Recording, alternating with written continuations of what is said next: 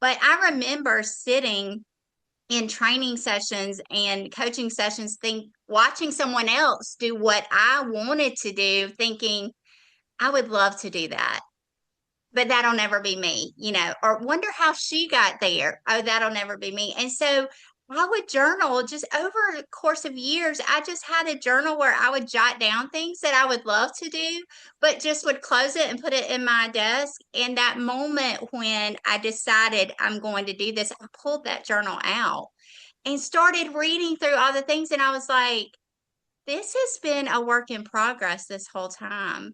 And then finding someone, we had a friend of ours who had started his own business, him and his wife. And my husband was like, they would be a good person to talk to because they know what that journey was. So, like what you said, Jennifer, finding someone and Mhm. Amy, finding someone that has been successful. So then we talked to them and they were like, it sounds like you're ready for this.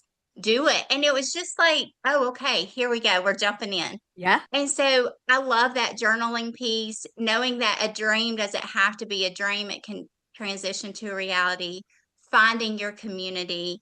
And those are all very easy steps, right? That's nothing difficult. It's just Mm. putting yourself out there a little bit more.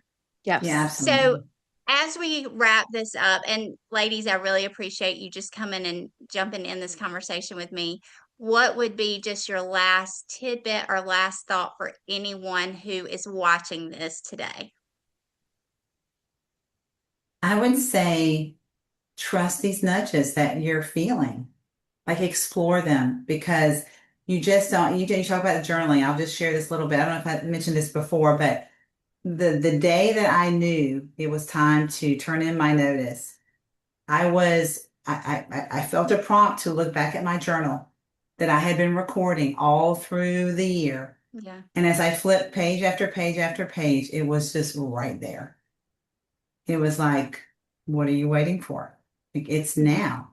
Again, I didn't have everything worked out. I didn't have all the plans, all the I's dotted and T's crossed, but I knew. So I do think it's like you just can't ignore these nudges, these feelings. You really do. You should explore it, discern it, um, find people you can trust in your community to help you. I think that really is a great first step Hmm. to moving, towards your dream. Absolutely. I love how you say nudges, Jennifer. Like it is truly a nudge. You might have things over a course of 5 days and you're like, wow, somebody's trying to tell me something, right? And it is true.